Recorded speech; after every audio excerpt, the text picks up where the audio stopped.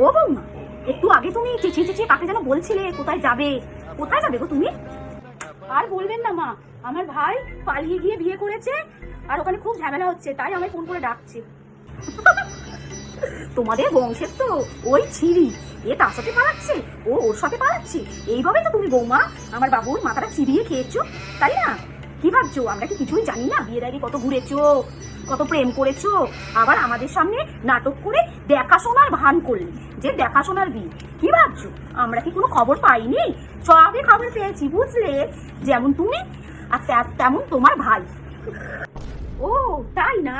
আর আপনার ছোট ছেলে যখন দুবার পালিয়ে গেল, সেখান থেকে টেনে ধরে এনে একটা সরকারি চাকরিওয়ালা মেয়ের সাথে তার বিয়ে দিলেন। এখন তো আবার শুনছি তিনি তোর মেয়ের সাথে ফোনে গল্প করে রাতের পর রাত। তার মানে কিছু না মা। যাও, যেখানে যাচ্ছিলে যাও, কাজ আবার শকুনের বিচার করে।